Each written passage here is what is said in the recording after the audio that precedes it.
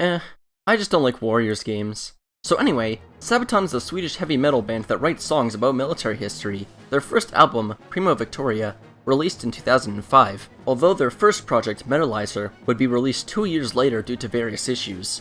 Metalizer is a neat little album, but it's nothing that I would write home about, especially compared to their other discography.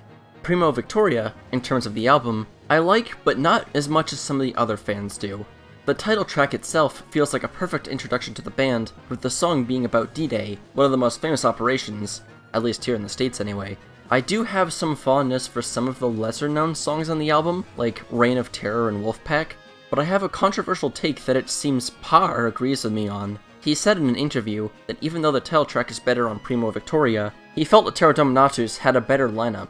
I too think that in terms of title tracks, Primo Victoria is way better than a Terror Dominatus, but I have fondness for more songs on that latter album. Back in Control, We Burn, The Rise of Evil, In the Name of God, Angels Calling, all solid tracks.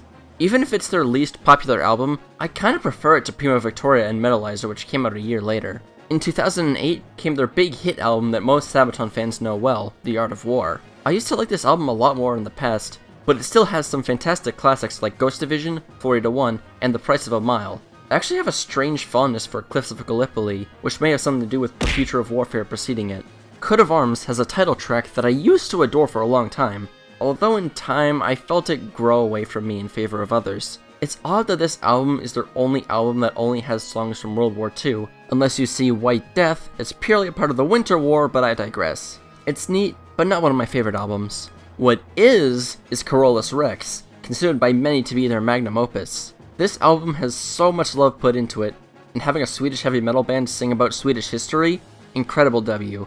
The album being available in both English and Swedish makes it all the better, and I like some of their songs in their native language over English, most notably Enlisted I Krig. This album is tied for my favorite with one I'll talk about later. This was almost to their last album, which would have been a fair place to end it off, but thank goodness they didn't. Cures was the start of their new style, and has a great selection of what I would describe as early modern Sabaton. No Bullets Fly and, oddly enough, Smoking Snakes are two of my favorites, the latter just because I find the Brazilian Expeditionary Force to be kinda neat.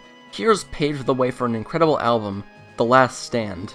Not only is the title track one of the best songs undoubtedly, but the album has a lot of songs and events that they usually do not sing about. One thing I love about Sabaton is when they sing about events I didn't know previously, which is why I like songs like Rourke's Drift, Blood of Bannockburn, and Hill 3234. Weird I didn't know about that last one since I'm an American, but oh well. Oh, and Camouflage is a fun cover.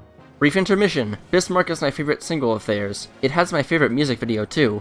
Intermission over. Time for their most recent two albums, starting with The Great War. Although I find some of their songs a little too similar, and it being one of their weaker modern albums, I greatly enjoy a selection of the songs in the album, such as The Attack of the Dead Men and The Red Baron. Fun fact, I sang The Red Baron at a karaoke event once. My singing is awful.